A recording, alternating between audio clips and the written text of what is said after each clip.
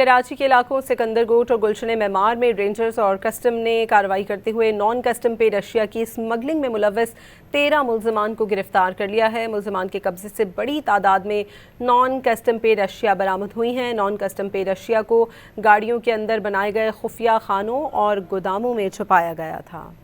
कराची के इलाकों सिकंदर गोट और गुलशन मेमार में रेंजर्स और कस्टम ने कार्रवाई करते हुए नॉन कस्टम पेड अशिया की स्मगलिंग में मुलव्वस 13 मुल्ज़िमान को गिरफ्तार कर लिया है। मुल्ज़िमान के कब्जे से बड़ी तादाद में नॉन कस्टम पेड अशिया बरामद हुई हैं। नॉन कस्टम पेड अशिया को गाड़ियों के अंदर बनाए गए खुफिया खानों और गोदामों में छुपाया गया था।